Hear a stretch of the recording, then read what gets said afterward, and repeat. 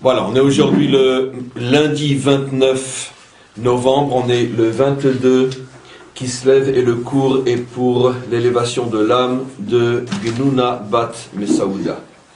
En tous les cas, on a conclu le cours d'hier en expliquant que finalement, la véritable identité du Dieu d'Israël qui est force et puissance, cette identité se voile au fur et à mesure que Israël s'installe dans le confort et la tranquillité. C'est l'éternel problème de notre peuple. À partir du moment où tout semble aller bien et qu'on n'est plus obligé de vivre en se dépassant et en se surpassant, automatiquement on s'installe donc aussi dans une forme de confort spirituel et religieux. Et finalement, la véritable identité de Dieu est complètement voilée. C'est globalement ce qu'on a expliqué pendant un peu plus d'une heure hier. Et on va continuer sur cette notion qui est extrêmement importante et qui est liée, comme vous le verrez au fur et à mesure, à notre juge Yiftar, dont on a commencé l'histoire hier. En tous les cas, toujours dans l'esprit de ce qui a été expliqué, je vais continuer à approfondir cette notion. Vous savez que on a souvent expliquer et ramener ce que disent les maîtres d'Israël, que le monde d'en bas est le reflet du monde d'en haut. C'est-à-dire que tout ce qui existe en bas est porteur de messages qui nous permettent de mieux comprendre les principes fondamentaux qui régissent la relation entre Dieu et l'homme, ou entre Dieu et son monde. Et la manière dont l'homme est créé est fondamentale dans la mesure où elle contient la plupart des secrets qui nous permettent de comprendre la relation entre nous et Dieu. Et comment l'homme est créé en bas, par l'intermédiaire d'un homme et d'une femme, qu'on appelle le père et la mère. Donc le père et la mère sont les deux matrices de la vie, et chaque homme a un père et a une mère. Et c'est à partir du père et de la mère que l'homme peut exister. Alors, on vient d'expliquer que tout ce qui est en bas est le reflet de ce qui est en haut. Alors on doit essayer de comprendre, au niveau de la naissance de l'âme véritable, qui est l'équivalent du corps, l'âme aussi est donc forcément engendrée par un père et par une mère, c'est-à-dire donc l'âme dans le sens de la force spirituelle authentique, pas une âme falsifiée, pas une spiritualité falsifiée, mais l'âme véritable qui s'appelle dans la Torah Nishmat Chaim, le souffle de vie qui est inspiré par Dieu lui-même. Ce souffle de vie a aussi, d'une certaine manière, deux matrices qui sont la matrice paternelle et la matrice maternelle. Ce qu'on appelle d'ailleurs dans la Kabbalah, Chochma et Bina ou Abba et Ima. En tous les cas, que représente, en allant très très vite, je tiens maintenant à préciser que tout ce que je vais dire, c'est le rétrécissement de milliards et de milliards et de milliards et de milliards et d'infinis milliards de tout ce qu'on pourrait comprendre sur ces notions, et je m'en excuse pour ceux qui en savent déjà un peu plus que tout ce que je vais dire et qui vont comprendre à quel point j'esquinte le sujet. En tous les cas, très globalement, qu'est-ce que représente le père et la mère?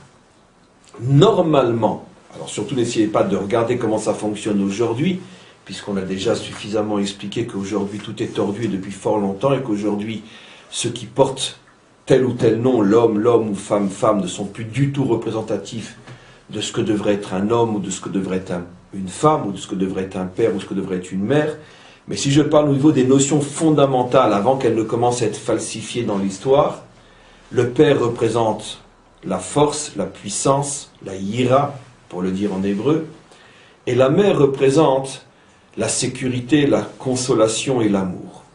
Au niveau des modèles fondamentaux, le père apporte le modèle de force, de puissance, c'est celui qui est au devant, celui qui assume les responsabilités, celui qui prend les décisions courageuses et qui prend les risques.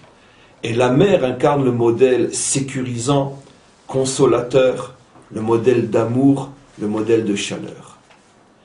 Maintenant, c'est vrai en bas, dans une famille normalement construite, le père doit incarner véritablement la force et la puissance, la mère doit incarner véritablement la consolation, la sécurité, la tranquillité.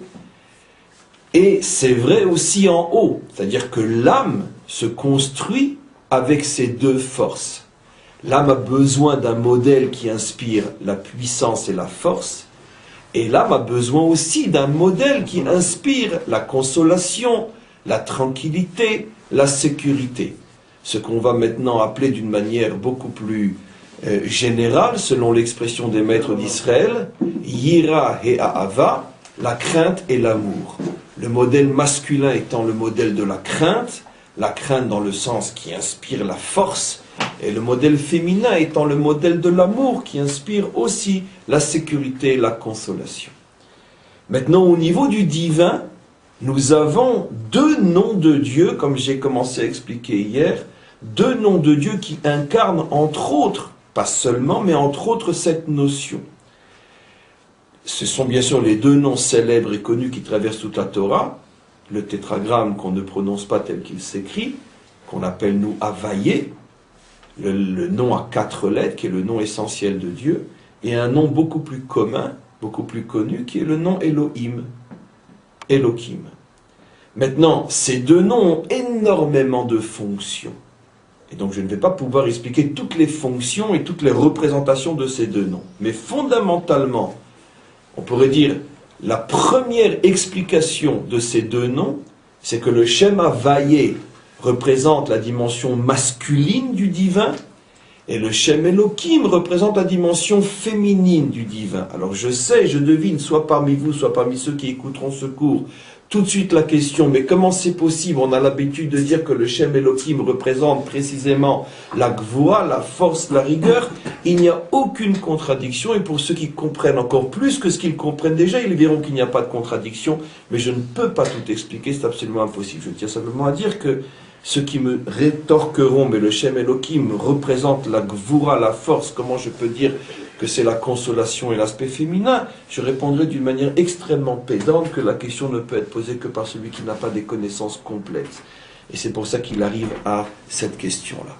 C'est pédant la réponse et je m'en excuse. Mais peut-être qu'un jour j'expliquerai pourquoi il n'y a pas de contradiction. En tous les cas, la dimension donc féminine est représentée dans toute la Kabbalah et dans tout le Zohar par le Shem Elohim, qu'on appelle la dimension de la gauche, et la dimension masculine est représentée par le Shem Havayé, les références Etz HaChaim, Otzrot Chaim, et bien sûr le Zohar pour ceux qui veulent chercher les références à ce que je dis. En tous les cas, ça signifie quoi? On le retrouve, ce que j'explique d'une manière très simple. On a expliqué hier, et on redit aujourd'hui, que par exemple le Shem Elohim est la dimension du divin qui n'oblige pas l'homme à se surpasser, à se dépasser, qui permet à l'homme de s'attacher à Dieu tout en respectant les règles et les limites de la nature. C'est pour ça que cette dimension est appelée dans le Zohar la dimension féminine, dans le sens de dimension sécurisante et réconfortante et consolatrice, parce qu'effectivement, dans la mesure où l'homme peut vivre sans avoir besoin de brusquer les règles de la nature, il n'a pas le sentiment qu'il doit se surpasser, il n'a pas le sentiment qu'il se met en danger, et donc son service divin est sécurisant. Donnons un exemple simple. D'après la dimension Elohim, tu n'es pas obligé de te mettre en difficulté pour pouvoir accomplir la mitzvah de Tzedaka. À partir du moment où, si tu dois aider quelqu'un avec ton argent, je prends toujours cet exemple parce que c'est celui qui nous parle le plus, parce qu'on est très proche de notre argent comme vous le savez, si tu dois aider quelqu'un mais que tu sens réellement d'après la logique que ça te met toi-même en difficulté et en danger, tu n'as aucune obligation d'après la dimension Elohim de le faire. C'est pour ça que la dimension Elohim prévoit que tu donnes le 10e et non plus. On estime qu'un homme qui gagne normalement sa vie, s'il donne le 10e, c'est impossible que ça le mette en danger. Maintenant, qu'est-ce qui se passe si tu as déjà donné ton 10e et que tu es maintenant comment on appelle, sollicité par quelqu'un qui est réellement dans le besoin? Tu peux l'aider, seulement ça va te mettre dans la difficulté. Tu n'es pas tenu de le faire. Mais si tu veux être un juif qui s'élève au niveau de la dimension Havayé, par exemple, tu es un chassid, un vrai, pas de nom et pas pour faire semblant, mais un vrai chassid tel que l'explique le Tanya, un chassid ne s'arrête jamais de faire le bien tant qu'il lui reste encore une goutte de souffle dans les poumons. Pourquoi? Parce que je suis sur terre que pour faire du bien. Le Baal Shem Tov disait, c'est devenu un des enseignements les plus forts de la chassidoute, qu'un homme des fois vit 70 ans pour avoir la chance et le bonheur de faire une seule fois dans sa vie un bien au niveau duquel il doit se surpasser et se dépasser complètement. Et ça valait 70 ans de vie. Ça veut dire que c'est l'essence même du chassid. Qu'est-ce qu'un chassid? Quelqu'un qui se surpasse, qui se dépasse, qui n'a pas peur des limites que lui impose le monde et qui, au contraire, est un véritable soldat. Et donc, un soldat, par définition, est toujours en danger. Seulement, la Torah ne t'oblige pas à vivre au niveau d'Havaïe, bien que j'ai expliqué hier, c'était pas vrai en Eretz Israël, mais chaque cours se suit, c'est comme un train ou un puzzle qu'on construit. Donc rappelez-vous le cours d'hier où j'ai nuancé ce que je dis maintenant. Mais très globalement, la Torah ne t'oblige pas à vivre au niveau d'Havaïe, elle t'oblige à vivre au moins au niveau d'Elohim. Maintenant, si tu veux vivre au niveau d'Havaïe, qui est le même Dieu, mais c'est comme une échelle, tu montes de plus en plus haut dans la même dimension divine, si tu veux vivre au niveau d'Havaïe, tu t'appelles un chassid. Ça veut dire, qu'est-ce qu'est la vraie définition d'un chassid? Celui qui va au-delà des limites de ce qu'on lui demande de faire. Mais le problème est que dès que je me mets au-delà des limites, automatiquement je me mets en danger. Je me déstabilise, parce que je n'ai plus de garde-fou. C'est pour ça que le service divin à l'intérieur des règles de la nature est extrêmement sécurisant. Donnons un autre exemple. Il n'y a pas un juif sincère et honnête qui ne sait pas que c'est une véritable mitzvah de vivre aujourd'hui en Eretz Israël. Maintenant, il y a deux manières d'accomplir cette mitzvah. Soit, selon le modèle d'Havaïe, je monte en Israël et je ne réfléchis pas, ou je ne réfléchis pas trop, et je sais que je prends des risques, je mets en danger ma parnassa et tout le reste, mais je dois monter et je monte et Havaïe ya Azor, ou bien je dis non, je monte en Israël quand je verrai qu'au niveau d'Elohim, je peux monter. Ça veut dire que j'ai véritablement préparé à l'avance toute la démarche jusqu'au point que je vais me retrouver dans la même situation là-bas qu'ici, et à ce moment-là, je vais monter. Donc, c'est évident que la première solution, ou ce que j'ai appelé moi la deuxième dans l'ordre, est la plus sécurisante. Puisque finalement, je fais ce que la Torah me demande, mais au rythme de mes possibilités naturelles. Je ne brusque pas les limites.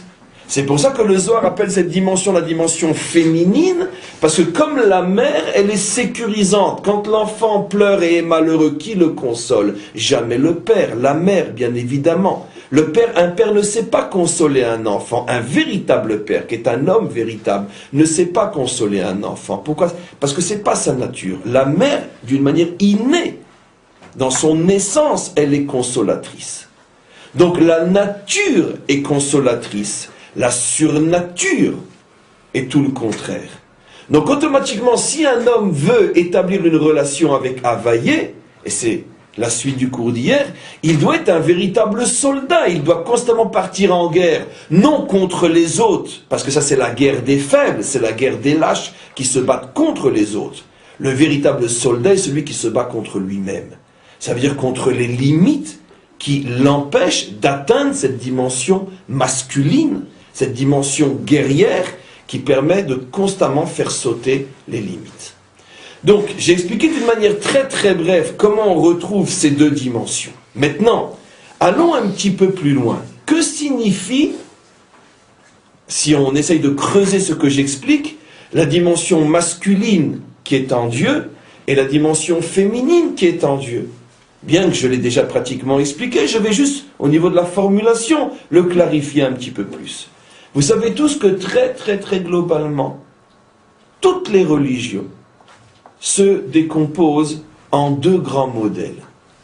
Les religions qui voient en Dieu, on pourrait dire, le consolateur, la sécurité, celui qui est bon, celui qui pardonne, celui qui rassure, qui voit en Dieu essentiellement la dimension de l'amour. Et parallèlement, on sait qu'il y a autant de religions ou de modèles religieux qui au contraire voient et cherchent dans Dieu la force, la puissance, la victoire. Globalement, toutes les religions, et si je dois parler, c'est ce que je vais faire aujourd'hui entre autres, parler des religions qui se réclament plus ou moins du judaïsme ou du monothéisme, on voit qu'effectivement les modèles sont clairs. Soit on va chercher en Dieu la force sécurisante et rassurante, la force qui pardonne, la force qui a pitié, la force qui est amour, ou soit on va chercher en Dieu celui qui est fort, qui est puissant, qui est conquérant, qui se bat, qui est guerre et qui est victoire. Tout le monde a compris que ces deux modèles ont un nom aujourd'hui, très globalement, l'islam et le christianisme. C'est clair que dans la religion de l'islam, Dieu est présenté essentiellement sous l'image du fort, du puissant, du conquérant et du vainqueur. D'ailleurs, c'est exactement la proclamation de foi de l'islam, Allah Akbar, Dieu est le plus fort.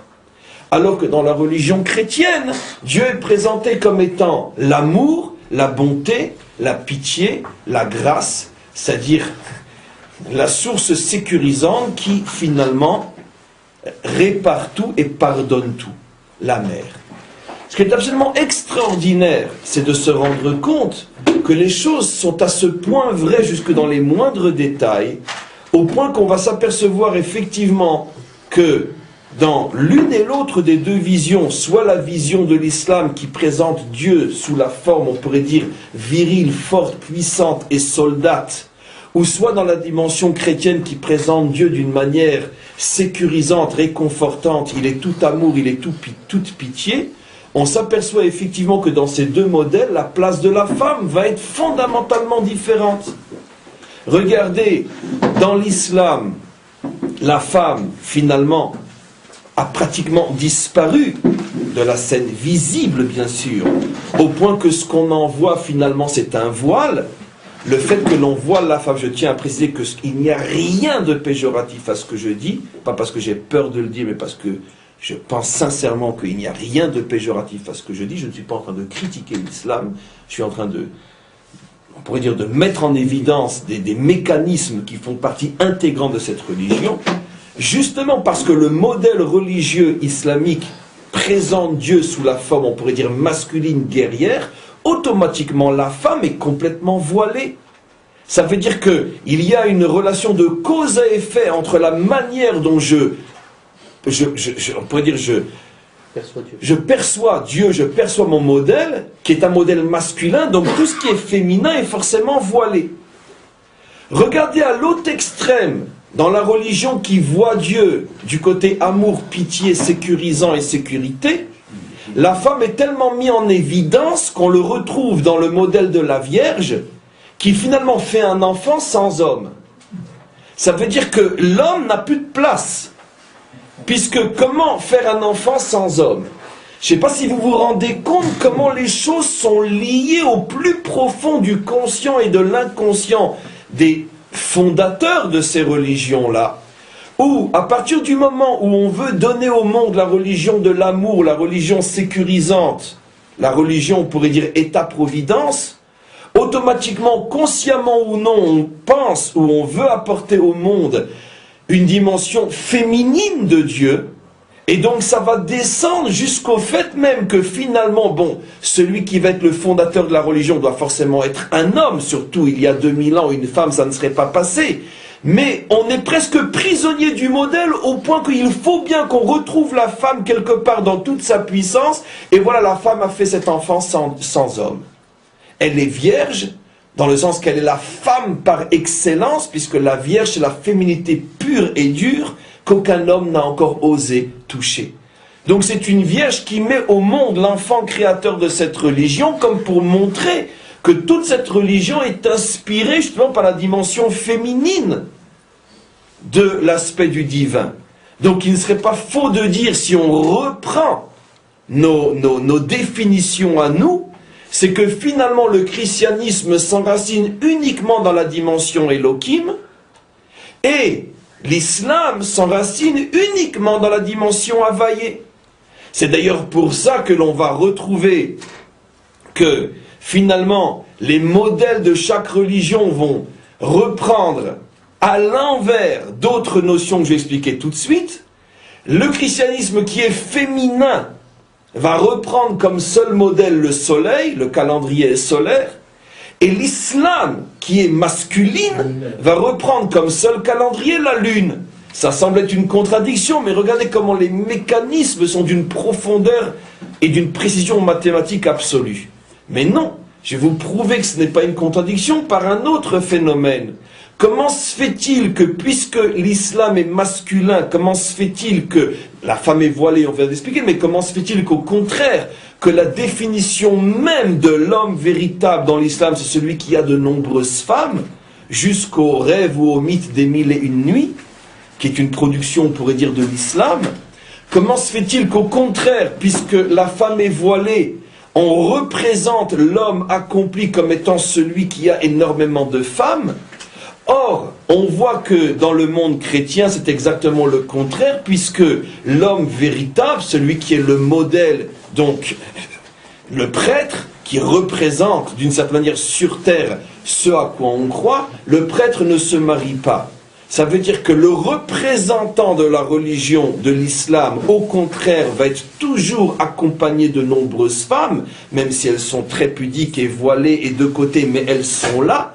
Alors qu'au contraire, le représentant du monde chrétien va être représenté sans femme.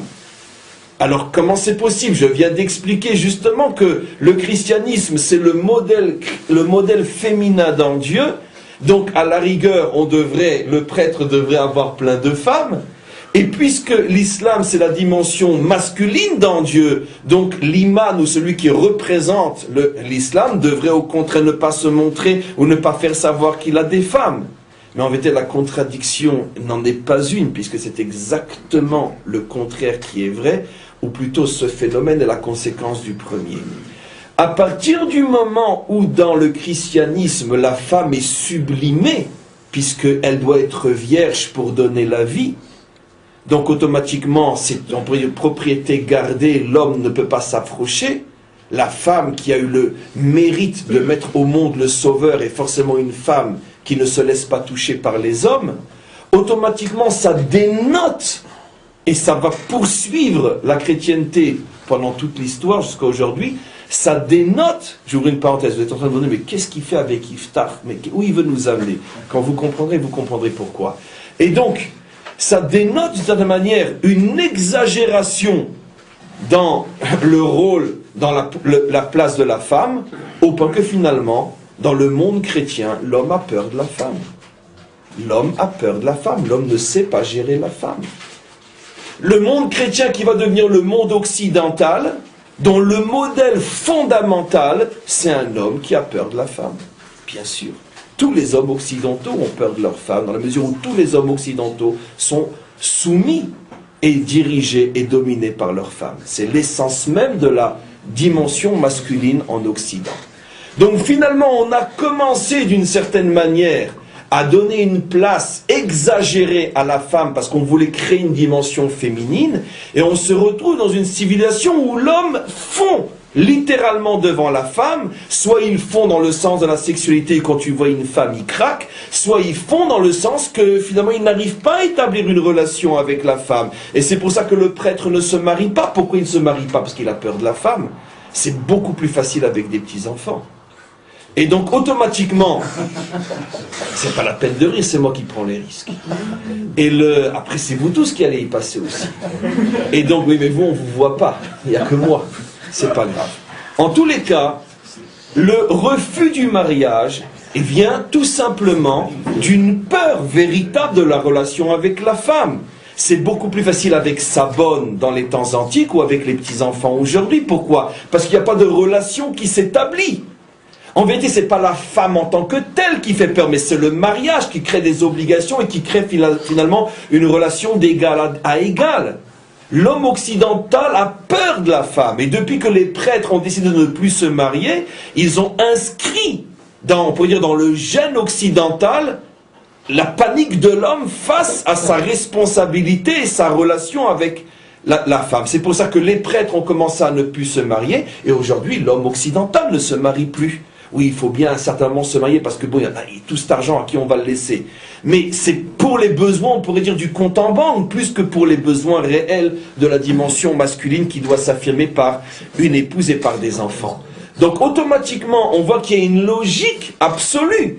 parce qu'on a peur de la femme, on ne se marie pas avec elle. Pendant des siècles, c'est l'homme religieux qui ne se marie pas avec la femme. Et après, c'est l'homme courant qui ne se marie plus. Et on flirte, mais il n'y a plus de mariage. Ou s'il y en a, il y a plus de divorces que de mariage.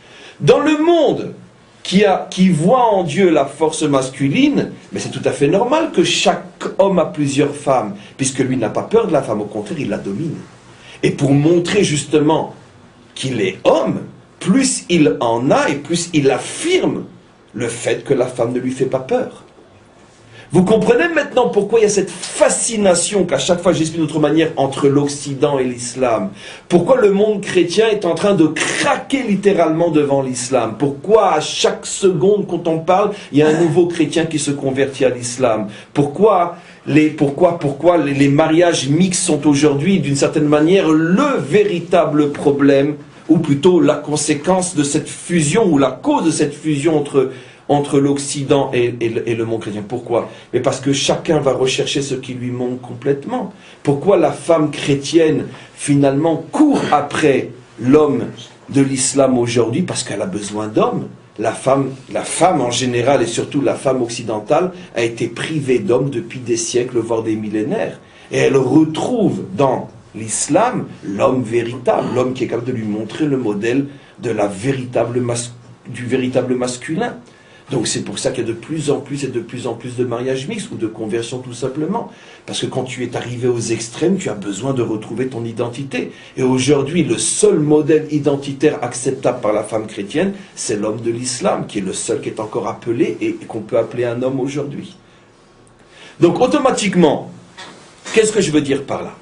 Je veux dire par là que finalement, de la même manière qu'on ne peut pas avoir un enfant sans un véritable mariage entre un homme et une femme, on ne peut pas avoir de religion vraie sans une véritable union entre les deux dimensions divines que nous appelons nous Hachem et Elohim. Une religion qui n'a que Elohim ou une religion qui n'a que Hachem, une religion qui ne voit dans Dieu que l'amour, ou une religion qui ne voit dans Dieu que la force, ressemble finalement à une religion célibataire, soit célibataire parce que c'est une vieille fille, soit célibataire parce que c'est un vieux garçon. Donc je dirais d'une certaine manière que l'islam se présente sous la forme, au départ, d'un célibat du côté masculin. On ne veut voir dans Dieu que la dimension de la virilité. Et si on a des femmes sur terre, ce n'est que pour mieux montrer que finalement, il n'y a que le masculin qui a le droit à la parole, puisque la femme est voilée. Et l'autre dimension, celle qui cherche l'amour, la pitié et la grâce, finalement est une religion vieille fille. Finalement, ça fait 2000 ans que l'on vénère une vierge qui ne s'est toujours pas mariée. Donc c'est une religion vieille fille qui fait finalement du célibat féminin le modèle fondamental. C'est pour ça que finalement, les femmes ne se marient plus. Je ne sais pas si c'est les hommes qui ne se marient plus en Occident ou les femmes, mais d'après ce que j'explique, le problème vient au départ du fait que la femme ne se marie plus. Pourquoi? Parce que se marie avec qui? Elle n'a plus d'homme en face d'elle. Et donc, automatiquement, c'est le problème de cette vierge qui, depuis 2000 ans, finalement, n'a toujours pas connu d'homme et ne s'est pas encore mariée. Alors maintenant, évidemment, où doit se placer, en théorie du moins, la Torah? Ben, la Torah, tout simplement, va dire que l'identité véritable de l'âme, c'est celle qui est produite par un père et par une mère. Ça veut dire qu'il y a effectivement la dimension masculine en Dieu. Dieu est force, Dieu est homme, Dieu est masculin, pardon, Dieu est viril, Dieu est combattant, Dieu est soldat. Le cours d'hier, Hachem Ish Milchama, on le dit clairement, il est le Dieu, un homme de guerre. Mais d'un autre côté, on a toute la dimension, bien sûr, de l'amour, la dimension sécurisante, la dimension consolatrice. C'est pour ça qu'il est aussi féminin. Et l'union des deux est finalement tout le projet de l'histoire d'Israël. Comment va-t-on réussir à trouver un Dieu qui est un Dieu un, Hachem Echad, et que signifie un Dieu un? C'est qu'il est à la fois Havayé, il est à la fois Elohim. Hachem hu ha-Elohim, Hachem hu ha-Elohim, Hachem hu ha-Elohim, Hachem hu ha-Elohim. Combien de fois on le dit 7 fois? à la fin du Yom Kippour. À la fin du jour du grand pardon, nous proclamons 7 fois Dieu est Elohim, Havaye est Elohim, Havaye est Elohim, comme pour dire c'est à cause de nos fautes que nous n'arrivons pas à faire le lien entre les deux dimensions. Ça veut dire que les religions qui ne connaissent que soit la dimension masculine, vieux garçon, soit la dimension féminine, vieille fille, sont des religions de la faute. Et c'est pour ça que nous aussi, nous ne sommes autorisés à proclamer Dieu comme étant Hachem Elohim que lorsque nous sortons de Kippour, ou au moins pendant quelques minutes, nous sommes censés retrouver la véritable dimension de Dieu. Et d'ailleurs, vous verrez que c'est ce que la Torah nous dit clairement dans le récit de la faute. Jusqu'à la faute, depuis la création de l'homme, jusqu'à la faute, Dieu est appelé Hachem Elohim. Regardez tous les versets, les deux dimensions sont ensemble. Et dès que la faute commence, on n'a plus que ou Hachem ou Elohim. On n'a plus jamais Hachem et Elohim ensemble. Dès que le Nachash vient et parle à la femme avant même qu'elle faute, ce n'est plus que Elohim. Et après la faute, c'est soit Hachem, soit Elohim. On ne retrouvera plus jamais les deux. Comme pour dire que finalement que toutes les religions célibataires sont nées avec la faute d'Adam Arishon. En ce qui nous concerne, nous, ça veut dire quoi? Ça veut dire que si tu es un juif qui ne retient de Dieu uniquement la dimension guerrière et combattante, etc., eh bien tu fais d'une certaine manière du judaïsme de l'islam. Et si tu es un juif qui ne voit dans Dieu que le grand consolateur et que le grand père qui pardonne et qui a pitié de tes fautes, tu as un judaïsme chrétien. D'où le judéo-christianisme, qui certainement signifie consciemment ou non ce que je suis en train d'expliquer. Alors maintenant, on va essayer d'avancer encore un petit peu plus avant de revenir à Yiftar. Parce que toute l'histoire de Yiftar ne parle que de ça. Vous allez être époustouflés quand je vais vous le montrer, vous allez comprendre pourquoi cette introduction est indispensable et lumineuse. En tous les cas, qu'est-ce qui va se passer? On va essayer de nous interroger et de comprendre l'idolâtrie biblique. Elle fait allusion à quoi? Vous avez tous compris d'après ce que j'explique que l'idolâtrie finalement c'est quoi? C'est soit un homme sans femme, le Dieu homme, soit une femme sans homme, le Dieu femme. C'est soit la dimension virile, soit la dimension de la pitié, de la grâce, etc. Finalement, à un niveau très profond, c'est ce que la Torah appelle l'idolâtrie. Puisque dans l'un et l'autre cas, tu n'as pas un Dieu entier, tu as soit une dimension, soit l'autre. Ce qu'il serait intéressant de se poser comme question, c'est l'idolâtrie biblique, celle qui va véritablement traverser notre histoire. Est-ce qu'elle est l'idolâtrie du côté Dieu qui n'est que masculin, ou l'idolâtrie du côté Dieu qui n'est que féminin? Alors, je vais aller très vite en vous répondant que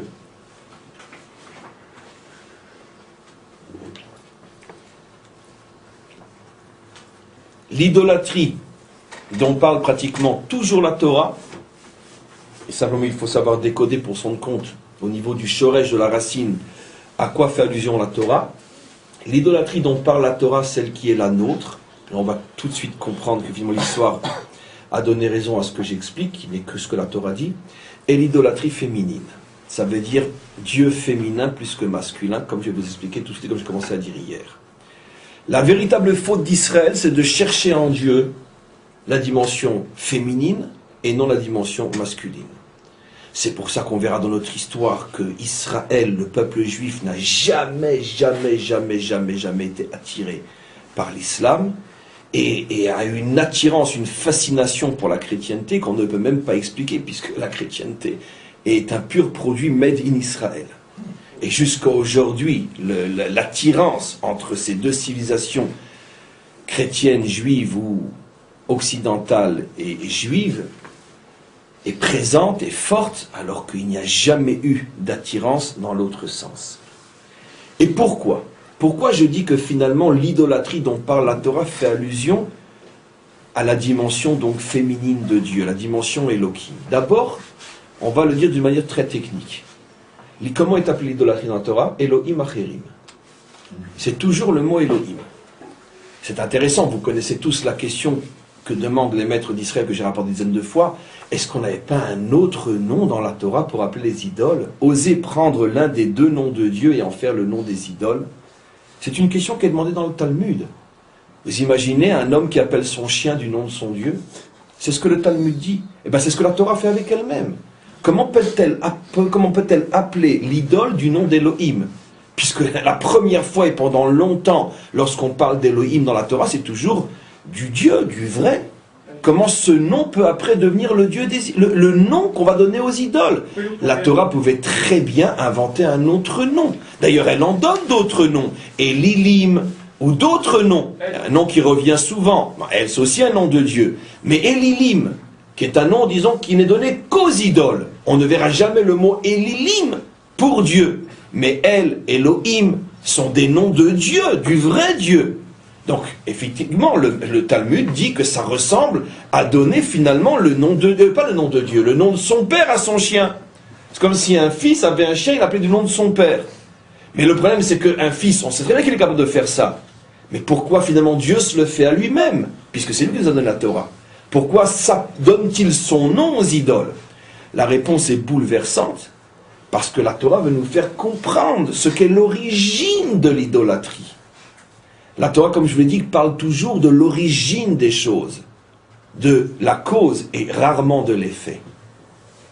Au niveau de l'effet, l'idole s'appelle Élilim, qui n'est jamais un nom de Dieu. Mais au niveau de la cause, l'idolâtrie s'appelle Elohim. C'est-à-dire, quelle est la cause profonde de l'idolâtrie? Le fait que l'homme ne sert que Elohim et non Havaïe. Ça veut dire qu'il veut un Dieu sécurisant et non un Dieu qui lui demande de se surpasser.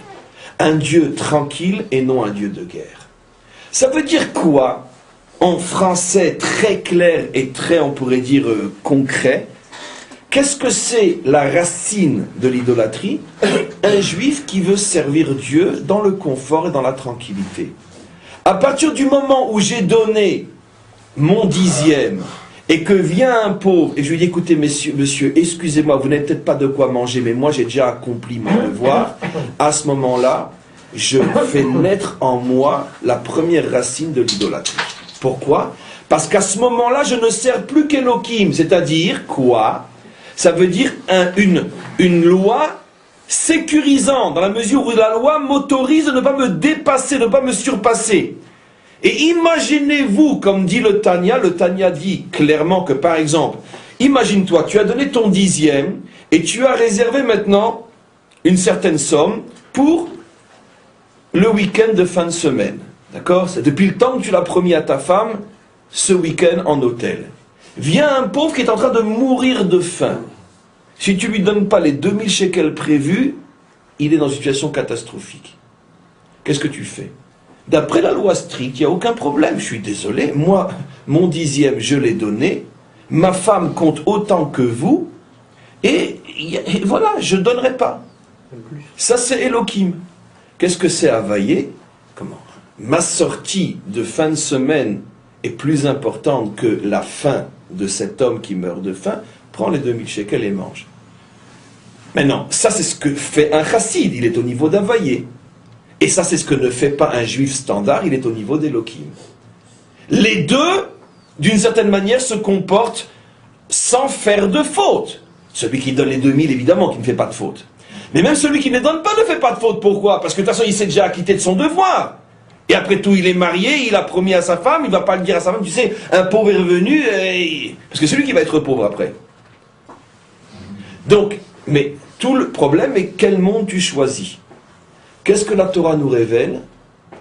Le chemin qui mène à l'idolâtrie commence par le service d'Elohim.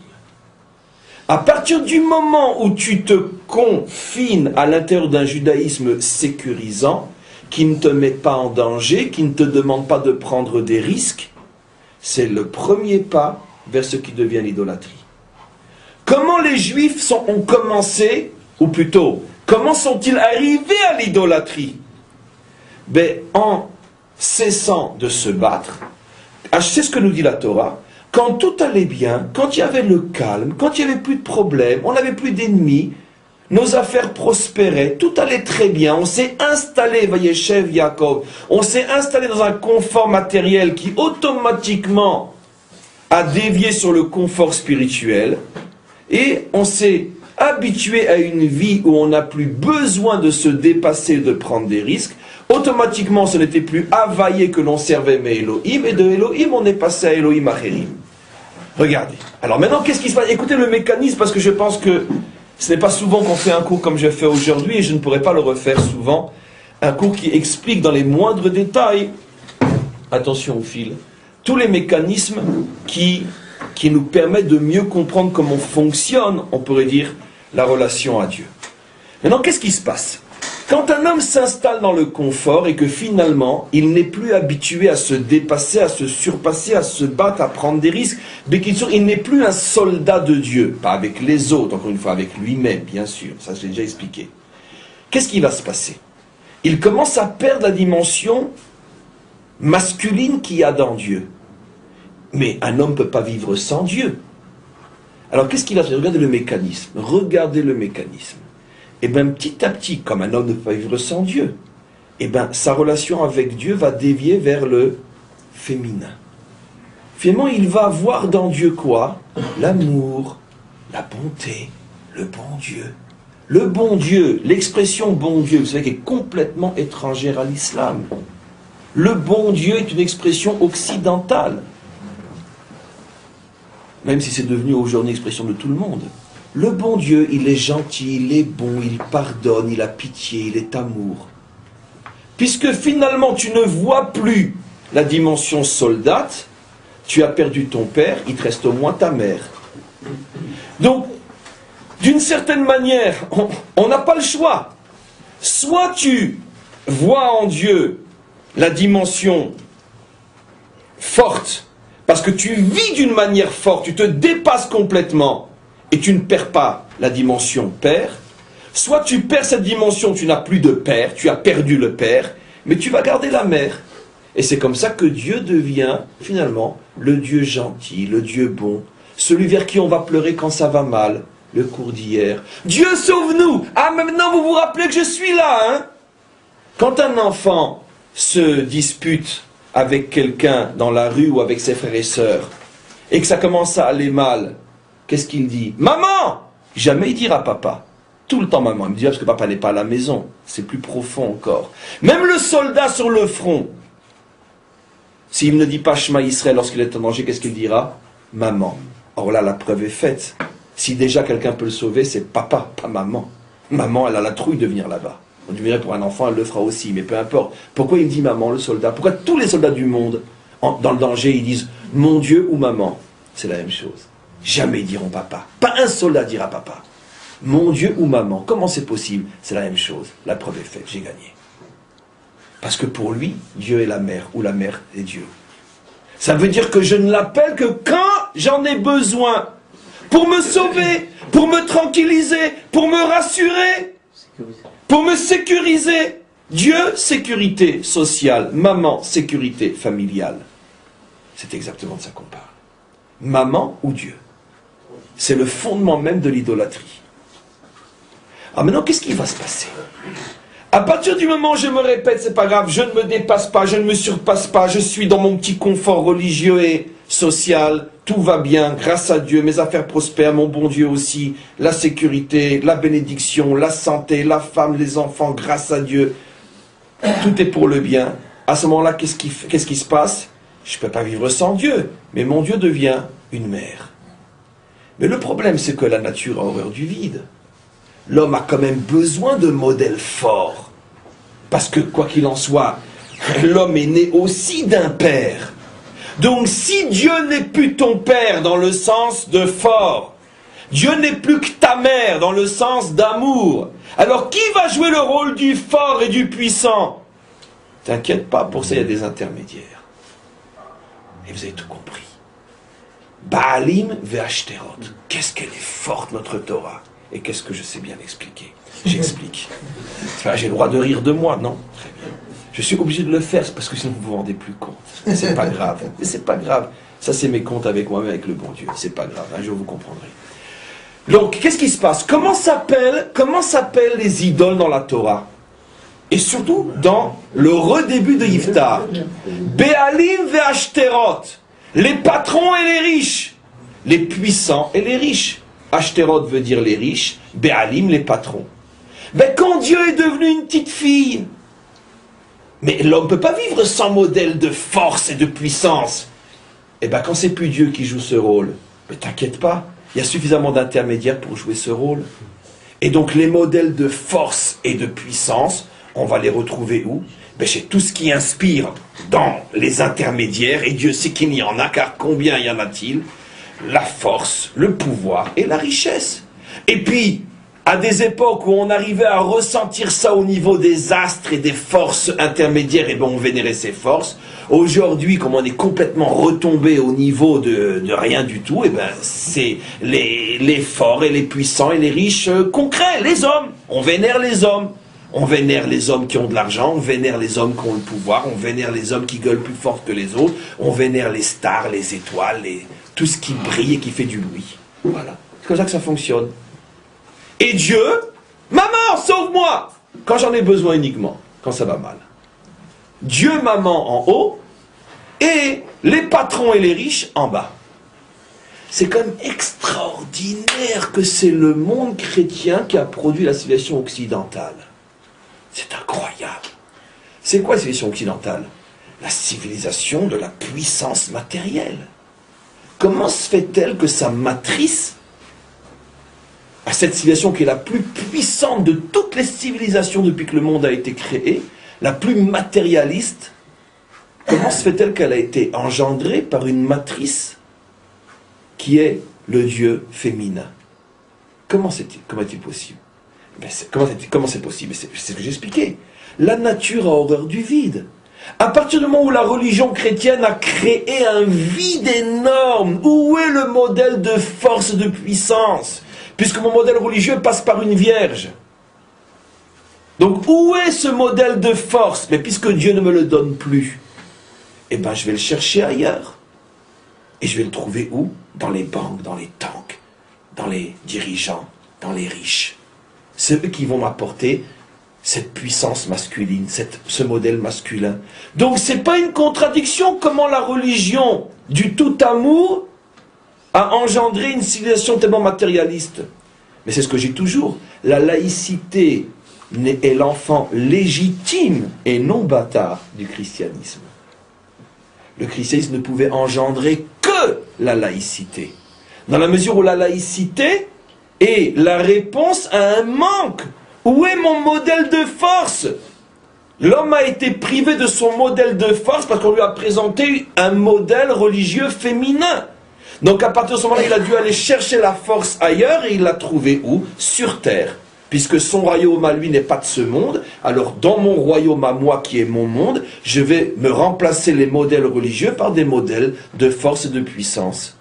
La Révolution française, finalement, qui a redonné le pouvoir à l'homme, en sens que tout homme peut accéder au pouvoir, sur le papier bien sûr, la Révolution française qui a redonné le pouvoir à l'homme est l'enfant légitime de la chrétienté. Ça veut dire que la chrétienté a été enceinte pendant 1800 ans, et après elle a produit le seul enfant qu'elle pouvait produire. Elle ne pouvait pas produire un enfant religieux, elle ne pouvait produire qu'un enfant laïque, parce qu'elle avait besoin de se compléter dans ce qui lui manquait. Et finalement, le christianisme et le matérialisme sont les deux faces d'une même pièce. Ça ne peut aller qu'ensemble. L'un qui a pris le royaume d'en haut et l'autre qui a pris le royaume d'en bas. Maintenant, l'idolâtrie d'Israël, c'est exactement ça. Quand on sait déchiffrer, parce que maintenant, à force de taper sur les autres, on va quand même pas se prendre nous pour le bon Dieu. Il y en a déjà suffisamment qui se prennent pour le bon Dieu. Nous, on sait ce qu'on est, c'est-à-dire rien. Mais tout a commencé chez nous. C'est nous les premiers qui avons commencé à créer ce modèle d'un Dieu sauveur et d'une puissance matérielle. Mais c'est ça. C'est ce que Dieu nous a dit hier quand je l'ai lu. Mais à chaque fois que ça va mal, vous venez chez moi, vous vous rappelez que je suis votre mère. Mais quand tout va bien, vous en avez d'autres. Béalim ve'ashterot. C'est quoi Béalim ve'ashterot? Les dirigeants et les riches. Ça veut dire que vos modèles de puissance, c'est pas moi. Et votre pleurnichage chez moi, Je suis votre maman, je suis là pour vous torcher à chaque fois. J'en ai marre, allez vous faire torcher par vos Béalim et vos Ashtéroth. C'est exactement ça. Qui c'est qui a créé le modèle chrétien? Eh bien, c'est tout simplement le peuple juif. Dans l'histoire, véritablement, et bien avant déjà, c'est ça tout le secret de l'idolâtrie d'Israël.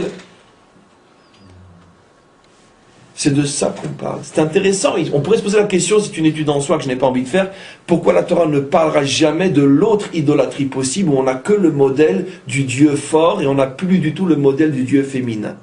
Je sais pourquoi, mais on le verra peut-être un jour. Mais ce qui est extraordinaire, c'est qu'on voit que finalement que l'islam est complètement étranger à l'essence même, à la nature d'Israël. Ça n'a rien à voir avec nous. Même quand on faute, on n'arrive pas à copier ce modèle. Par contre, le modèle chrétien est l'essence même d'Israël quand on faute. Ça veut dire qu'on a ça en nous, c'est nous qui le produisons. Et c'est ça tout le problème de l'histoire d'Israël. Seulement dans le langage de l'époque, ça s'appelait « ne sois pas idolâtre ». Dans le langage d'aujourd'hui, « ne sera pas chrétien ». C'est de ça qu'on parle. Donc maintenant, on en a suffisamment dit. Maintenant, pour revenir à Yiftar, on a expliqué maintenant dans quel contexte Yiftar arrive. Dans une génération où Dieu est devenu une véritable maman, où on ne pleure que dans ses jupons, sauve-moi maman, il est méchant, mon copain est méchant. Mais quand tout va bien, on n'a pas besoin de toi maman, parce qu'on a du pognon, on a la force, on n'a pas besoin de toi. Maintenant, regardez Yiftar. Qu'est-ce qui se passe? Comme je vous ai expliqué hier, Israël vit depuis l'entrée avec Yeshua sur une partie est de la rive du Jourdain, 2 tribus ennemies. Et en particulier, il y a toute la région qu'on appelle la région de Gil'ad, qui est la région juive, qui, comme on va le voir encore, et plus dans le cours d'aujourd'hui, mais dans le prochain cours, qui était au départ la terre du roi Sichon. On expliquera tout ça. Donc, qui était au départ une terre, si vous voulez, non cananéenne, qui va être revendiquée justement par Ammon et Moab. Et donc, vit là-bas, dans Gil'ad, une partie d'Israël, et ils sont constamment attaqués par le roi de Ammon. Pourquoi? Parce que le roi de Ammon leur dit, cette terre est ma terre. Vous nous l'avez volée. Là, on vous a donné la terre de Canaan, on ne vous a pas donné la terre de Ammon, et cette terre est notre terre. Alors, je consacrerai tout un cours pour expliquer ce qui se cache derrière ça. J'ai déjà fait une allusion au fait que, puisque tout ce qui se passe dans l'histoire a une allusion au moins dans la Torah, le passage de Yiftar est l'allusion claire à tout le problème qu'on vit aujourd'hui sur la paix contre les territoires. Et on verra comment ça se comprend d'une manière sublime et époustouflante. Mais ça, c'est un cours en soi qu'on consacrera soit encore cette semaine, soit la semaine prochaine. En tous les cas, les nations revendiquent une partie de notre terre en disant que c'est leur terre. Et le roi de Ammon dit clairement, la paix contre les territoires. Si vous me redonnez ma terre, vous aurez la paix. Mais mamash, c'est marqué, c'est un verset explicite, c'est à croire qu'on l'a piqué là-bas. C'est mamash marqué.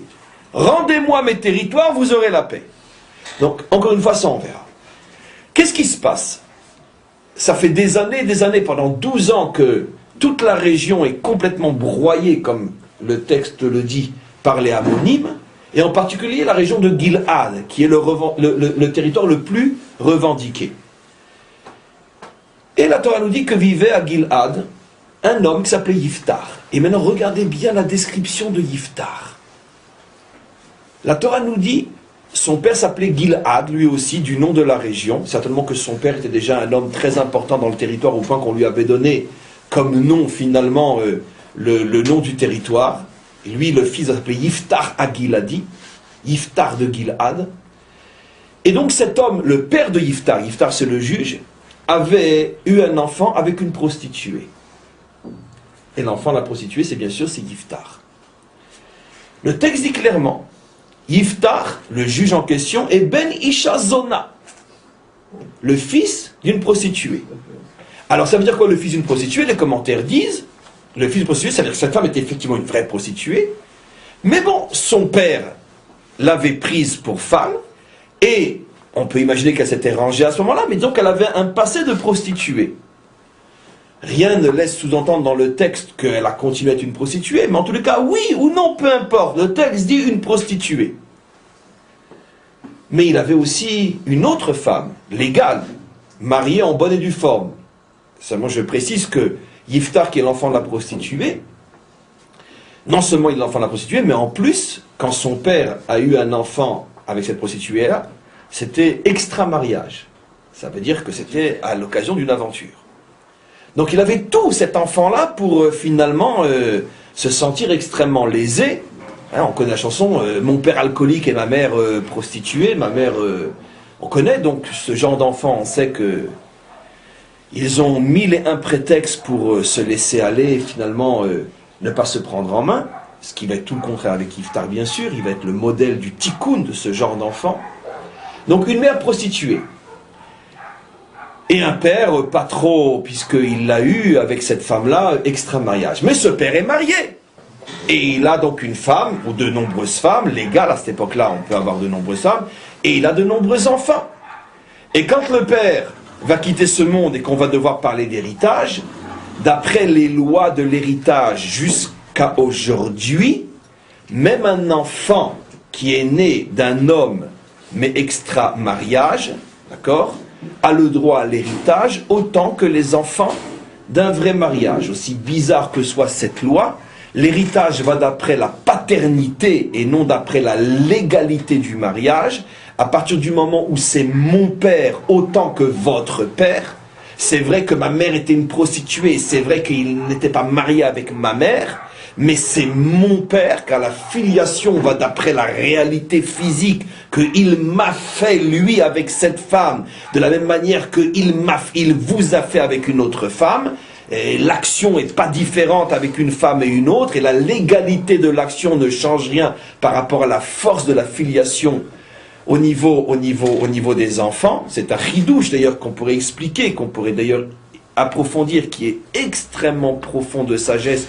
Pourquoi la Torah ne veut pas faire dépendre, on pourrait dire, la force de l'enfant du mariage des parents, pour montrer qu'il y a quelque chose dans la relation parent-enfant qui est au-delà de la relation père-mère.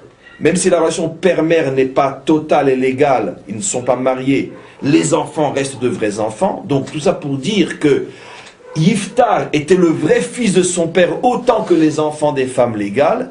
Mais ça c'est sur le papier, comme vous savez. Quand on est arrivé à parler de l'héritage, la majorité a pris le dessus sur le minorité. Ils lui ont dit, toi, le fils de la prostituée, va te faire voir, si tu oses approcher, on te dégomme.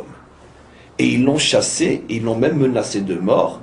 Et finalement, ils ont partagé les biens du père entre enfants légaux, et ils ont chassé cet enfant-là très vite. Donc cet enfant-là, Yiftar, commence très mal. Parce que vous imaginez, toute sa vie, il porte sur lui le fait qu'il avait une mère pas très je ne sais quoi. En plus, il porte le fait que son père était aussi un je sais pas trop quoi pour se faire un enfant avec une prostituée. En plus, ça s'est jamais calmé. On n'a pas cessé de lui rappeler qu'il était le fils d'une prostituée. Puisqu'au moment où il y a eu l'héritage, et qu'il est venu réclamer sa part, on lui a dit, toi, le fils de la va te faire voir. Qu'est-ce qu'il a fait Yiftar? Il est allé à ce moment-là voir les juges de la ville, les skénim. Il leur a dit, écoutez, je ne comprends pas. Que mes frères ne veulent pas partager avec moi, bon, je peux comprendre. Au moment où on doit partager, déjà entre frères légaux, il y a des disputes. Alors entre les frères légaux et le fils d'une prostituée, vous imaginez. Ils sont en train de me dire, eh ben, prouve que tu n'es pas le fils d'un autre. Bon, peu importe. C'est d'ailleurs la raison pour laquelle le fait que ça n'a jamais été dit que tu es peut-être le fils d'un autre, c'est la preuve comme quoi, à partir du moment où il l'a pris, elle a cessé d'être prostituée. Parce que sinon, ils auraient pu très bien lui dire, tu es le fils d'un autre. On ne sait pas ce qu'ils lui ont dit, lui, tu es le fils d'une prostituée, donc tu ne mérites pas d'hériter parmi nous. Ça, pour la petite rectification. En tous les cas, peu importe. Il a été se plaindre au tribunal, et il leur a dit, écoutez, intervenez. Vous êtes quand même les maîtres de la Torah, vous devez intervenir.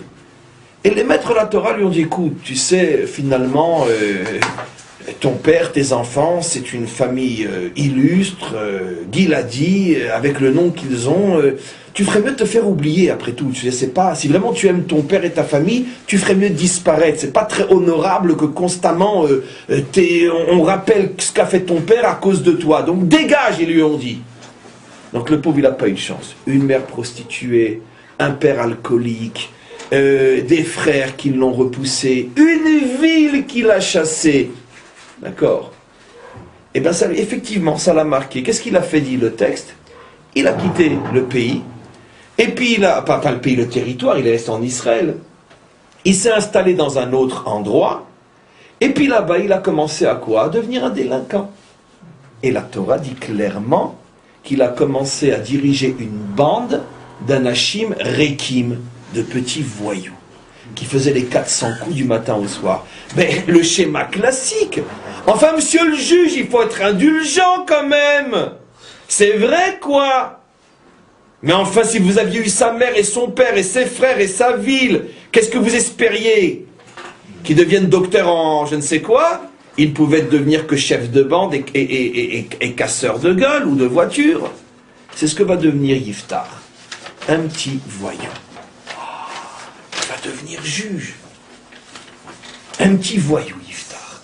Pas de père, pas de mère, pas de frère, pas de milieu social. Un voyou. Vaitlaktu elav anashim rekim. Pour celui qui a une oreille qui résonne comme elle doit résonner. Vaitlaktu. Il n'y a pas marqué Veitasvu, se sont rassemblés autour de lui des voyous. Vaitlaktu. Ça veut dire que quoi? C'est lui qui allait les pêcher. Il dit, où tu viens, où je te casse. Ça veut dire que c'était même pas un homme qui a attiré les voyous. Il allait les chercher. Il s'est constitué une bande en menaçant les codes. C'est-à-dire que tu vas et tu prends et tu cueilles. Il faisait la nuit des rondes, et puis quand il voyait quelqu'un qui pouvait se mettre ensemble, il disait, allez, tu viens, hein? Allez, viens, allez, je te promets les filles, l'argent, machin, et viens, ça sera super avec moi. Il était constamment à la recherche de nouveaux voyous pour se constituer sa bande. Donc un vrai voyou. Voilà cet homme, qui va tout d'un coup devenir le juge d'Israël. Et bien sûr, pour en savoir plus, il faudra bien sûr revenir demain. Je vous laisse sur le suspense et vous verrez demain qu'est-ce qu'on va faire de tout ça. Be'ezrat Hashem. Quand les deux noms. Mais fondamentalement, on pourrait dire, la première explication de ces deux noms, c'est que le Shem Havayé représente la dimension masculine du divin, et le Shem Elohim représente la dimension féminine du divin. Alors je sais, je devine, soit parmi vous, soit parmi ceux qui écouteront ce cours, tout de suite la question, mais comment c'est possible? On a l'habitude de dire que le Shem Elohim représente précisément la Gvoura, la force, la rigueur.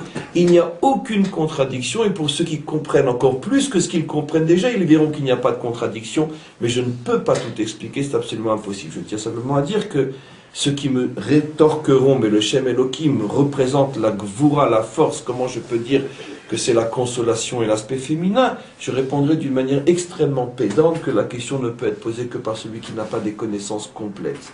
Et c'est pour ça qu'il arrive à cette question-là. C'est pédant la réponse et je m'en excuse. Mais peut-être qu'un jour j'expliquerai pourquoi il n'y a pas de contradiction. En tous les cas, la dimension donc féminine est représentée dans toute la Kabbalah et dans tout le Zohar par le Shem Elohim, qu'on appelle la dimension de la gauche, et la dimension masculine est représentée par le Shem Havayé, les références Etz HaChaim, Otzrot Chaim, et bien sûr le Zohar pour ceux qui veulent chercher les références à ce que je dis. En tous les cas, ça signifie quoi? On le retrouve, ce que j'explique d'une manière très simple. On a expliqué hier, et on redit aujourd'hui, que par exemple le Shem Elohim est la dimension du divin qui n'oblige pas l'homme à se surpasser, à se dépasser, qui permet à l'homme de s'attacher à Dieu tout en respectant les règles et les limites de la nature. C'est pour ça que cette dimension est appelée dans le Zohar la dimension féminine, dans le sens de dimension sécurisante et réconfortante et consolatrice, parce qu'effectivement, dans la mesure où l'homme peut vivre sans avoir besoin de brusquer les règles de la nature, il n'a pas le sentiment qu'il doit se surpasser, il n'a pas le sentiment qu'il se met en danger, et donc son service divin est sécurisant. Donnons un exemple simple. D'après la dimension Elohim, tu n'es pas obligé de te mettre en difficulté pour pouvoir accomplir la mitzvah de Tzedaka. À partir du moment où, si tu dois aider quelqu'un avec ton argent, je prends toujours cet exemple parce que c'est celui qui nous parle le plus, parce qu'on est très proche de notre argent comme vous le savez, si tu dois aider quelqu'un mais que tu sens réellement d'après la logique que ça te met toi-même en difficulté et en danger, tu n'as aucune obligation d'après la dimension Elohim de le faire. C'est pour ça que la dimension Elohim prévoit que tu donnes le 10e et non plus. On estime qu'un homme qui gagne normalement sa vie, s'il donne le 10e, c'est impossible que ça le mette en danger. Maintenant, qu'est-ce qui se passe si tu as déjà donné ton 10e et que tu es maintenant comment on appelle, sollicité par quelqu'un qui est réellement dans le besoin? Tu peux l'aider, seulement ça va te mettre dans la difficulté. Tu n'es pas tenu de le faire. Mais si tu veux être un juif qui s'élève au niveau de la dimension Havaïe, par exemple, tu es un chassid, un vrai, pas de nom et pas pour faire semblant, mais un vrai chassid tel que l'explique le Tanya, un chassid ne s'arrête jamais de faire le bien tant qu'il lui reste encore une goutte de souffle dans les poumons. Pourquoi? Parce que je suis sur terre que pour faire du bien. Le Baal Shem Tov disait, c'est devenu un des enseignements les plus forts de la chassidoute, qu'un homme des fois vit 70 ans pour avoir la chance et le bonheur de faire une seule fois dans sa vie un bien au niveau duquel il doit se surpasser et se dépasser complètement. Et ça valait 70 ans de vie. Ça veut dire que c'est l'essence même du chassid. Qu'est-ce qu'un chassid? Quelqu'un qui se surpasse, qui se dépasse, qui n'a pas peur des limites que lui impose le monde et qui, au contraire, est un véritable soldat. Et donc, un soldat, par définition, est toujours en danger. Seulement, la Torah ne t'oblige pas à vivre au niveau d'Havaïe, bien que j'ai expliqué hier, c'était pas vrai en Eretz Israël, mais chaque course suit, c'est comme un train ou un puzzle qu'on construit. Donc, rappelez-vous le cours d'hier où j'ai nuancé ce que je dis maintenant. Mais très globalement, la Torah ne t'oblige pas à vivre au niveau d'Havaïe, elle t'oblige à vivre au moins au niveau d'Elohim. Maintenant, si tu veux vivre au niveau d'Havaïe, qui est le même Dieu, mais c'est comme une échelle, tu montes de plus en plus haut dans la même dimension divine. Si tu veux vivre au niveau d'Havaïe, tu t'appelles un chassid. Ça veut dire, qu'est-ce qu'est la vraie définition d'un chassid? Celui qui va au-delà des limites de ce qu'on lui demande de faire. Mais le problème est que dès que je me mets au-delà des limites, automatiquement je me mets en danger. Je me déstabilise, parce que je n'ai plus de garde-fou. C'est pour ça que le service divin à l'intérieur des règles de la nature est extrêmement sécurisant. Donnons un autre exemple. Il n'y a pas un juif sincère et honnête qui ne sait pas que c'est une véritable mitzvah de vivre aujourd'hui en Eretz Israël. Maintenant, il y a deux manières d'accomplir cette mitzvah. Soit, selon le modèle d'Havaïe, je monte en Israël et je ne réfléchis pas, ou je ne réfléchis pas trop, et je sais que je prends des risques, je mets en danger ma parnassa et tout le reste, mais je dois monter et je monte et Havaïe ya Azor, ou bien je dis non, je monte en Israël quand je verrai qu'au niveau d'Elohim, je peux monter. Ça veut dire que j'ai véritablement préparé à l'avance toute la démarche jusqu'au point que je vais me retrouver dans la même situation là-bas qu'ici, et à ce moment-là, je vais monter. Donc, c'est évident que la première solution, ou ce que j'ai appelé moi la deuxième dans l'ordre, est la plus sécurisante. Puisque finalement, je fais ce que la Torah me demande, mais au rythme de mes possibilités naturelles. Je ne brusque pas les limites. C'est pour ça que le Zohar appelle cette dimension la dimension féminine. On voit qu'il y a une logique absolue. Parce qu'on a peur de la femme, on ne se marie pas avec elle. Pendant des siècles, c'est l'homme religieux qui ne se marie pas avec la femme. Et après, c'est l'homme courant qui ne se marie plus. Et on flirte, mais il n'y a plus de mariage. Ou s'il y en a, il y a plus de divorces que de mariage. Dans le monde qui voit en Dieu la force masculine, mais c'est tout à fait normal que chaque homme a plusieurs femmes. Puisque lui n'a pas peur de la femme, au contraire, il la domine. Et pour montrer justement qu'il est homme, plus il en a et plus il affirme le fait que la femme ne lui fait pas peur. Vous comprenez maintenant pourquoi il y a cette fascination qu'à chaque fois j'explique d'une autre manière entre l'Occident et l'islam. Pourquoi le monde chrétien est en train de craquer littéralement devant l'islam. Pourquoi à chaque seconde quand on parle, il y a un nouveau chrétien qui se convertit à l'islam. Pourquoi les mariages mixtes sont aujourd'hui d'une certaine manière le véritable problème, ou plutôt la conséquence de cette fusion, ou la cause de cette fusion entre l'Occident et le monde chrétien. Pourquoi? Mais parce que chacun va rechercher ce qui lui manque complètement. Pourquoi la femme chrétienne, finalement, court après l'homme de l'islam aujourd'hui? Parce qu'elle a besoin d'hommes. La femme en général, et surtout la femme occidentale, a été privée d'hommes depuis des siècles, voire des millénaires. Et elle retrouve dans l'islam, l'homme véritable, l'homme qui est capable de lui montrer le modèle de du véritable masculin. Donc c'est pour ça qu'il y a de plus en plus et de plus en plus de mariages mixtes ou de conversions tout simplement. Parce que quand tu es arrivé aux extrêmes, tu as besoin de retrouver ton identité. Et aujourd'hui, le seul modèle identitaire acceptable par la femme chrétienne, c'est l'homme de l'islam, qui est le seul qui est encore appelé et qu'on peut appeler un homme aujourd'hui. Donc automatiquement, qu'est-ce que je veux dire par là?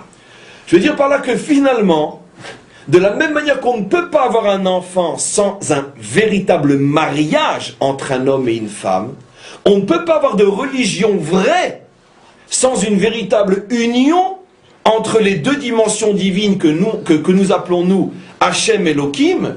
Une religion qui n'a que Elohim ou une religion qui n'a que Hachem, une religion qui ne voit dans Dieu que l'amour, ou une religion qui ne voit dans Dieu que la force, ressemble finalement à une religion célibataire, soit célibataire parce que c'est une vieille fille, soit célibataire parce que c'est un vieux garçon. Donc je dirais d'une certaine manière que l'islam se présente sous la forme, au départ, d'un célibat du côté masculin. On ne veut voir dans Dieu que la dimension de la virilité. Et si on a des femmes sur terre, ce n'est que pour mieux montrer que finalement, il n'y a que le masculin qui a le droit à la parole, puisque la femme est voilée. Et l'autre dimension, celle qui cherche l'amour, la pitié et la grâce, finalement est une religion vieille fille. Finalement, ça fait 2000 ans que l'on vénère une vierge qui ne s'est toujours pas mariée.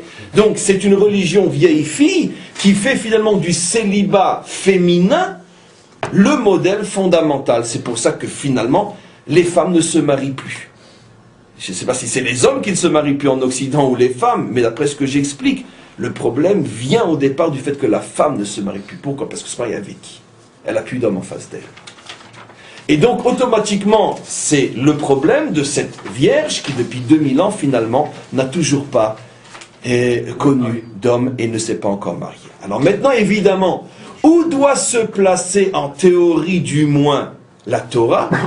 Ben, la Torah, tout simplement, va dire que l'identité véritable de l'âme, c'est celle qui est produite par un père et par une mère.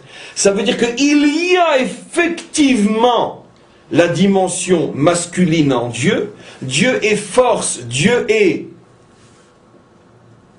homme, Dieu est masculin, pardon, Dieu est viril, Dieu est combattant, Dieu est soldat. Le cours d'hier, Hachem Ish Milchama, on le dit clairement, il est le Dieu, un homme de guerre.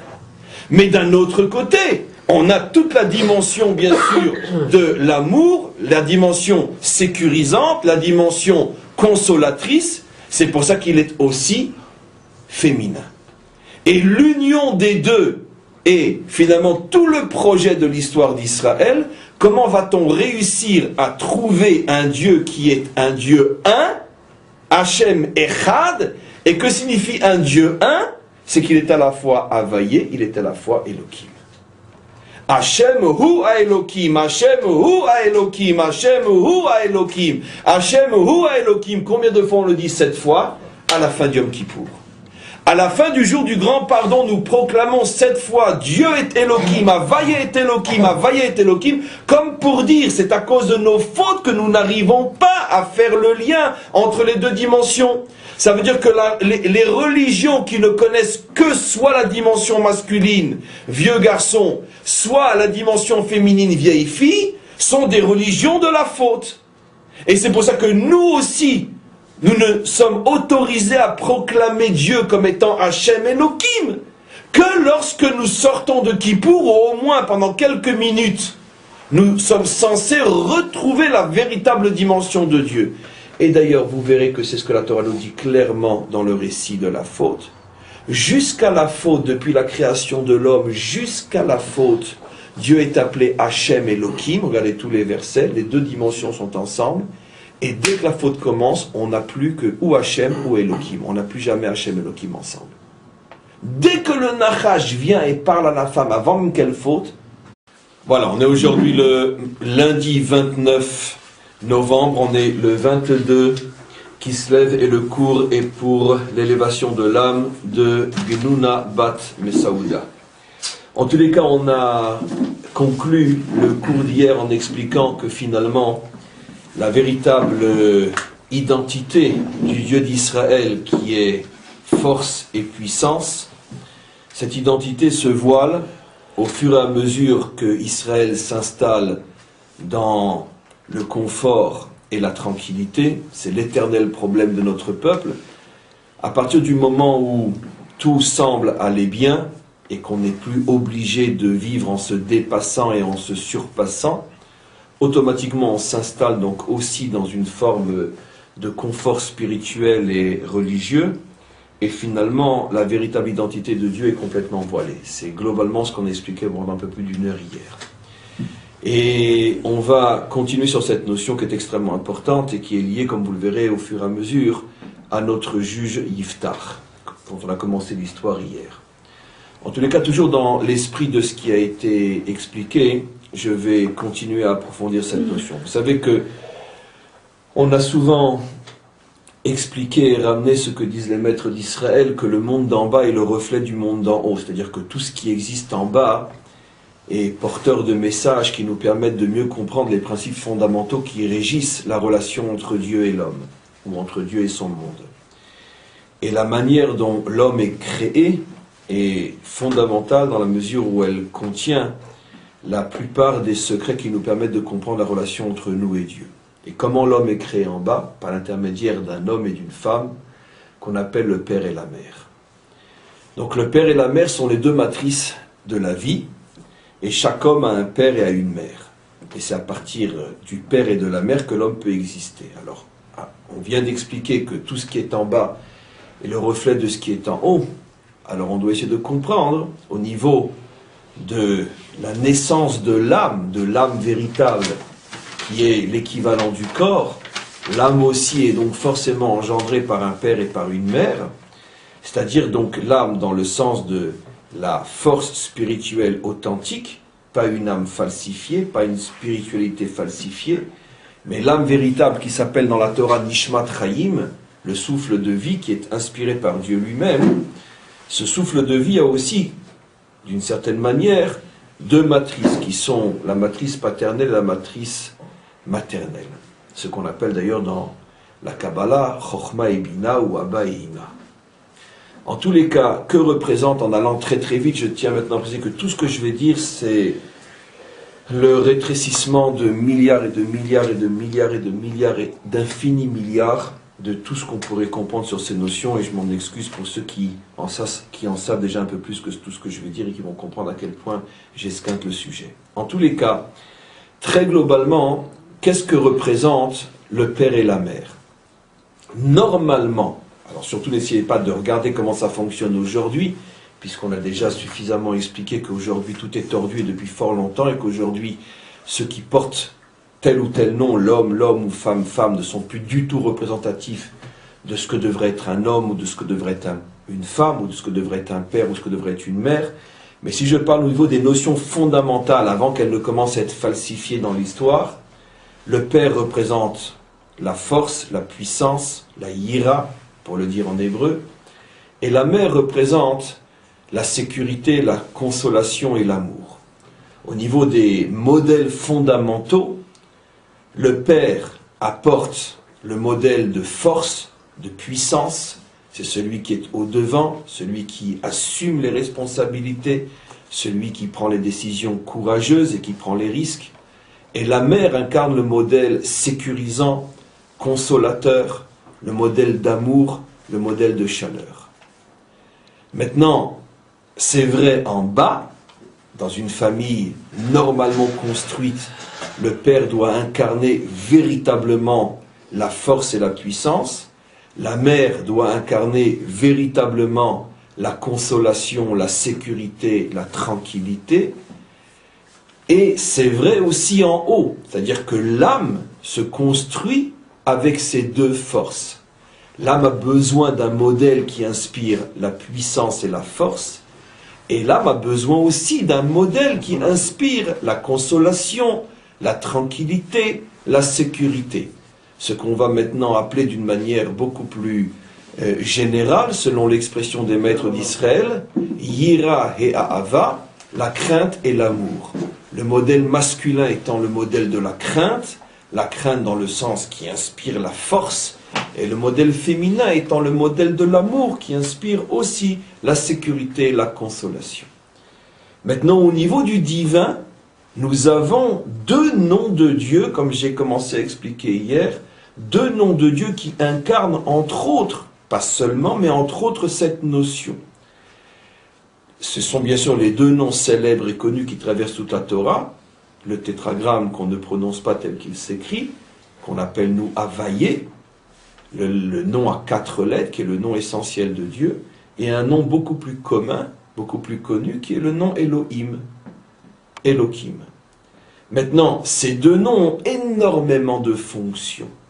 Et donc je ne vais pas pouvoir expliquer toutes les fonctions et toutes les représentations de ces nines, parce que comme la mère, elle est sécurisante. Quand l'enfant pleure et est malheureux, qui le console? Jamais le père, la mère, bien évidemment. Un père ne sait pas consoler un enfant. Un véritable père, qui est un homme véritable, ne sait pas consoler un enfant. Pourquoi? Parce que ce n'est pas sa nature. La mère, d'une manière innée, dans son naissance, elle est consolatrice.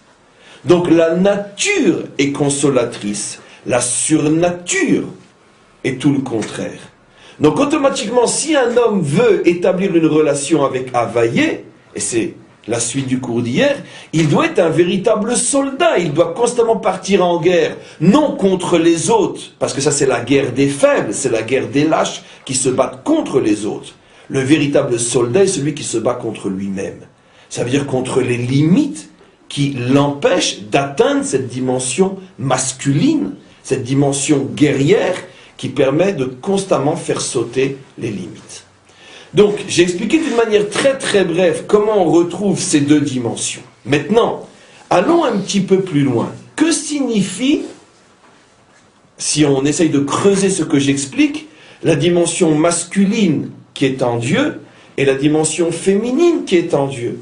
Bien que je l'ai déjà pratiquement expliqué, je vais juste, au niveau de la formulation, le clarifier un petit peu plus.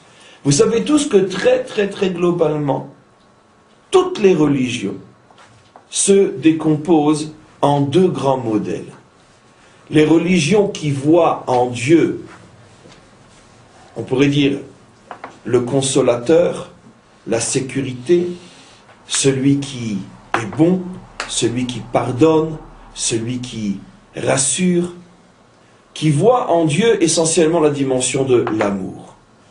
Et parallèlement, on sait qu'il y a autant de religions ou de modèles religieux qui au contraire voient et cherchent dans Dieu la force, la puissance, la victoire.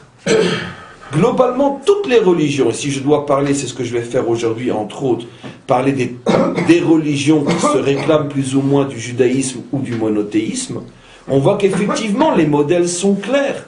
Soit on va chercher en Dieu la force sécurisante et rassurante, la force qui pardonne, la force qui a pitié, la force qui est amour, ou soit on va chercher en Dieu celui qui est fort, qui est puissant, qui est conquérant, qui se bat, qui est guerre et qui est victoire.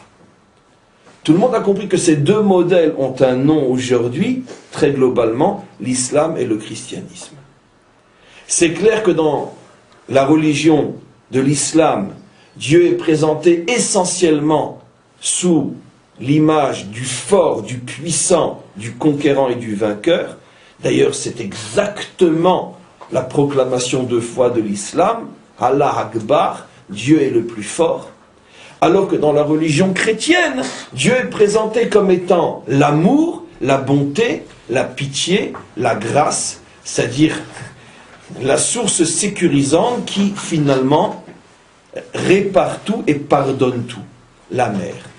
Ce qui est absolument extraordinaire, c'est de se rendre compte que les choses sont à ce point vraies jusque dans les moindres détails, au point qu'on va s'apercevoir effectivement que dans l'une et l'autre des deux visions, soit la vision de l'islam qui présente Dieu sous la forme, on pourrait dire, virile, forte, puissante et soldate, ou soit dans la dimension chrétienne qui présente Dieu d'une manière sécurisante, réconfortante, il est tout amour, il est toute pitié, on s'aperçoit effectivement que dans ces deux modèles, la place de la femme va être fondamentalement différente. Regardez, dans l'islam, la femme, finalement, a pratiquement disparu de la scène visible, bien sûr, au point que ce qu'on en voit, finalement, c'est un voile. Le fait que l'on voile la femme, je tiens à préciser qu'il n'y a rien de péjoratif à ce que je dis, pas parce que j'ai peur de le dire, mais parce que je pense sincèrement qu'il n'y a rien de péjoratif à ce que je dis. Je ne suis pas en train de critiquer l'islam, je suis en train de, on pourrait dire, de mettre en évidence des mécanismes qui font partie intégrante de cette religion, justement parce que le modèle religieux islamique présente Dieu sous la forme, on pourrait dire, masculine, guerrière. Automatiquement, la femme est complètement voilée. Ça veut dire qu'il y a une relation de cause à effet entre la manière dont on pourrait dire, je perçois Dieu, je perçois mon modèle, qui est un modèle masculin, donc tout ce qui est féminin est forcément voilé. Regardez à l'autre extrême, dans la religion qui voit Dieu du côté amour, pitié, sécurisant et sécurité, la femme est tellement mise en évidence qu'on le retrouve dans le modèle de la Vierge, qui finalement fait un enfant sans homme. Ça veut dire que l'homme n'a plus de place. Puisque comment faire un enfant sans homme? Je ne sais pas si vous vous rendez compte comment les choses sont liées au plus profond du conscient et de l'inconscient des fondateurs de ces religions-là. Où, à partir du moment où on veut donner au monde la religion de l'amour, la religion sécurisante, la religion, on pourrait dire, État-providence, automatiquement, consciemment ou non, on pense ou on veut apporter au monde une dimension féminine de Dieu, et donc ça va descendre jusqu'au fait même que finalement, bon, celui qui va être le fondateur de la religion doit forcément être un homme, surtout il y a 2000 ans, une femme, ça ne serait pas passé. Mais on est presque prisonnier du modèle au point qu'il faut bien qu'on retrouve la femme quelque part dans toute sa puissance. Et voilà, la femme a fait cet enfant sans homme. Elle est vierge, dans le sens qu'elle est la femme par excellence, puisque la vierge, c'est la féminité pure et dure qu'aucun homme n'a encore osé toucher. Donc c'est une vierge qui met au monde l'enfant créateur de cette religion, comme pour montrer que toute cette religion est inspirée justement par la dimension féminine de l'aspect du divin. Donc il ne serait pas faux de dire, si on reprend nos définitions à nous, c'est que finalement le christianisme s'enracine uniquement dans la dimension Elohim, et l'islam s'enracine uniquement dans la dimension Havayé. C'est d'ailleurs pour ça que l'on va retrouver que finalement les modèles de chaque religion vont reprendre à l'envers d'autres notions que je vais expliquer tout de suite. Le christianisme qui est féminin va reprendre comme seul modèle le soleil, le calendrier solaire, et l'islam qui est masculine va reprendre comme seul calendrier la lune. Ça semble être une contradiction, mais regardez comment les mécanismes sont d'une profondeur et d'une précision mathématique absolue. Mais non, je vais vous prouver que ce n'est pas une contradiction par un autre phénomène. Comment se fait-il que, puisque l'islam est masculin, comment se fait-il que la femme est voilée, on vient d'expliquer, mais comment se fait-il qu'au contraire, que la définition même de l'homme véritable dans l'islam, c'est celui qui a de nombreuses femmes, jusqu'au rêve ou au mythe des 1001 nuits, qui est une production, on pourrait dire, de l'islam, comment se fait-il qu'au contraire, puisque la femme est voilée, on représente l'homme accompli comme étant celui qui a énormément de femmes?